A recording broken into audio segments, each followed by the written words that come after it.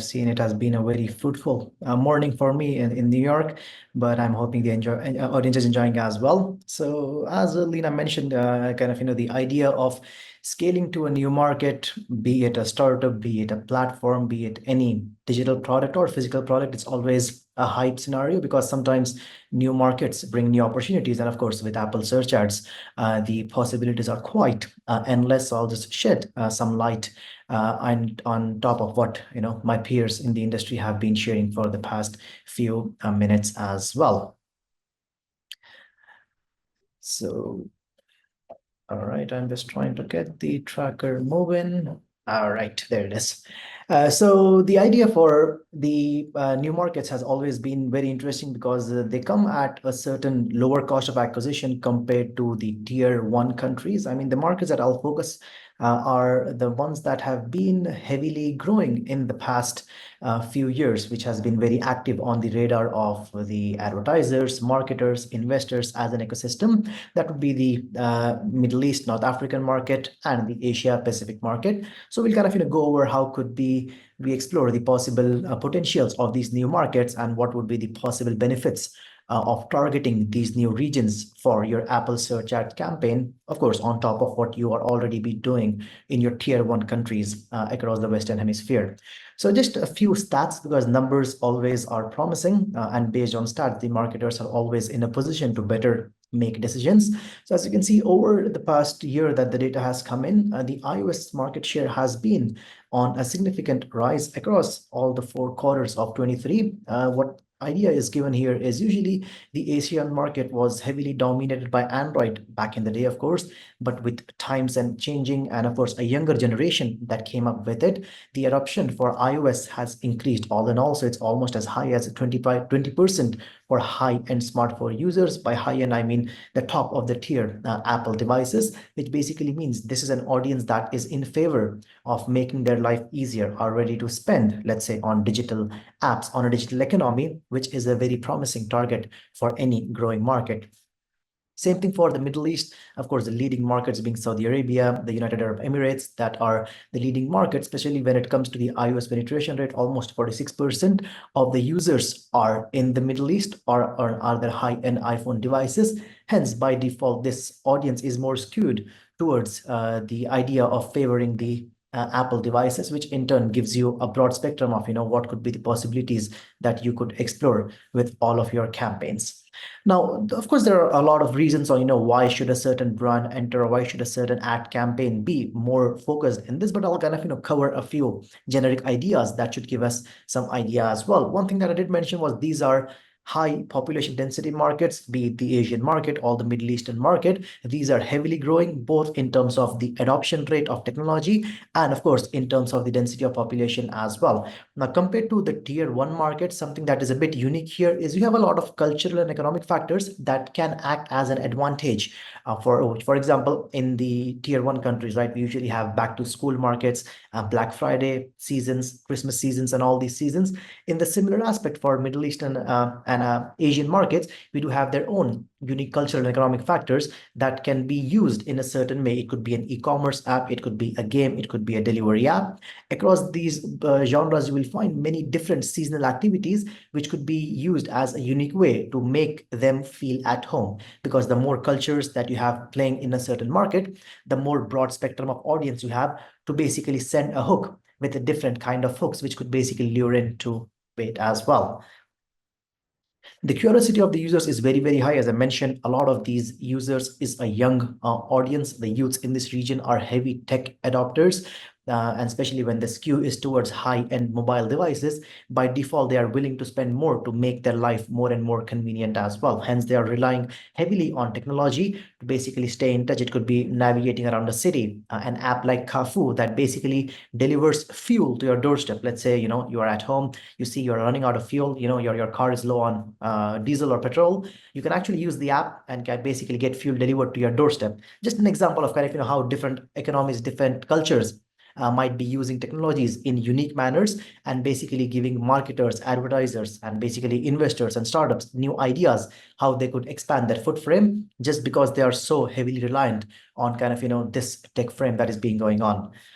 This basically comes up with the idea that the purchase power is significantly higher. As you can see, the population, the average median of the population that is in the Middle Eastern market is skewing towards the young millennials, of course, which are below the age of 30.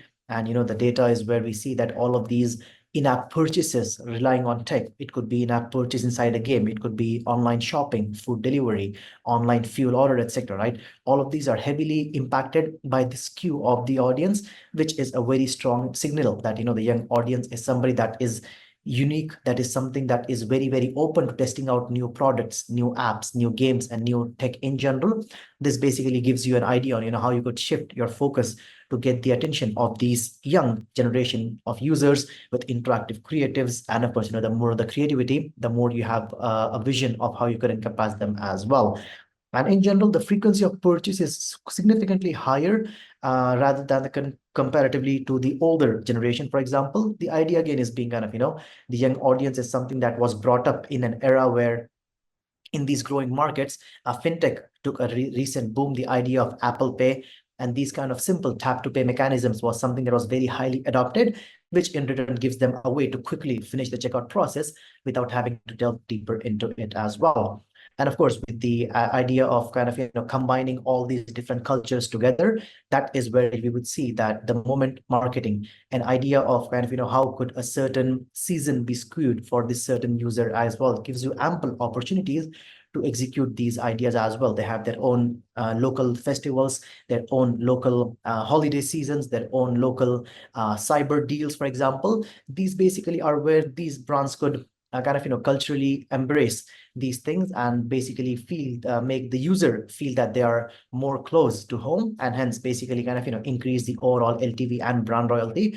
Because once you have a user that is sticking back to your brand, by default you would see the whole loop of where you have them as a loyal user, all the way from going down to engaging with your ads, engaging with your app, the word of mouth, and of course down the line with your deep funnel events like committing purchases, subscription events for a streaming app. Streaming apps are something that are very, very massive in these markets, for example. So this way you have seen apps like foreign apps, for example, often had an issue competing with the local streaming apps like MBC Shahid or Stars Play, which had a very strong local presence. Although the content might be global, but for these global content, these creatives of targeting a user and showing that creative in a local native language, just to kind of, appease to the culture, is something that has worked very, very well as well.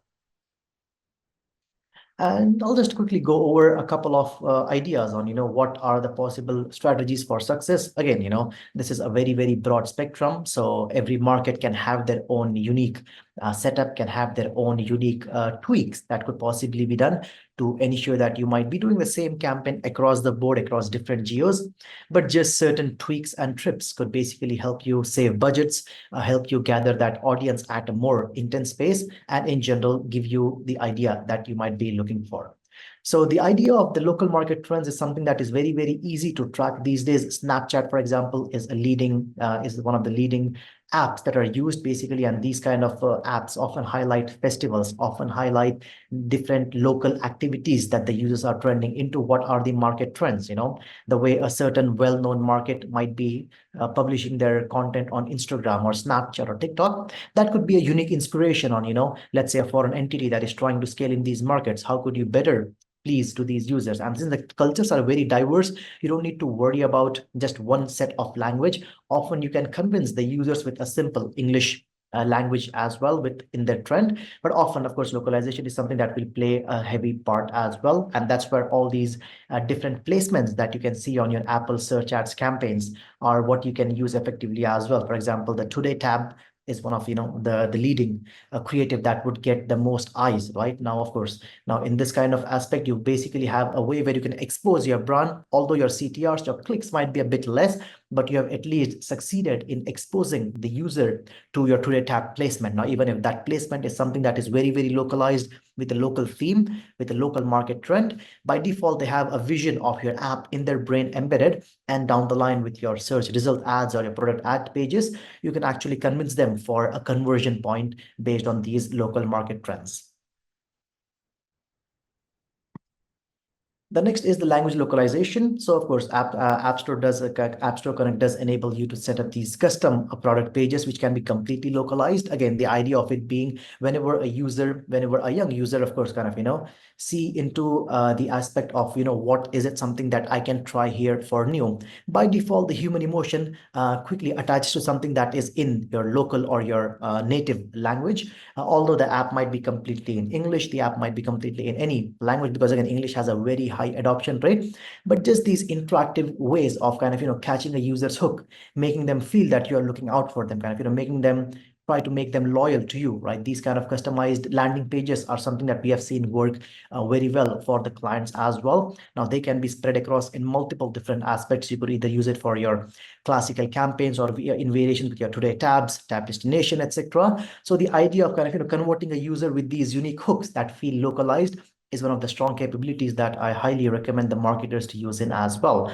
And of course, creatives, there is no end to creativity. As Lena just mentioned that, although AI is here, it won't take over as much as humans, because the creative aspect of humans in some point is still heartwarming. People still feel connected when they see a video, when they see an image, right? Because they feel like that video or that image or that creative is talking to them. It could be a simple font, it could be a simple color, it could be the design of, let's say, in the Middle East, in markets, for example, where I spent many years, a simple idea of kind of making sure that it looks like calligraphic is a unique way, because those calligraphies, those who might have seen those portraits, they act wonderfully on apps. For example, streaming apps love to present a unique vibe. So the moment you read that font, even if it's in English, it basically enables the user to see that, okay, this is something that could be very interesting and very localized for me, for instance. And the next, of course, effective use of keywords. So keywords, again, is a very, very commonly generic. Everybody has their own approach to kind of leveraging keywords. Every brand might have their own keyword, for instance. But basically what you could do in this aspect is how could you use different kind of brand keywords, kind of keep it long tail. And of course, if it's seasonal, you can do them multilingual. A user might be bilingual, for example, because multiple cultures, multiple keywords, and all of this data is openly available in the public markets. So this would be a very interesting way for you to actually effectively use keywords without burning a lot of your budgets.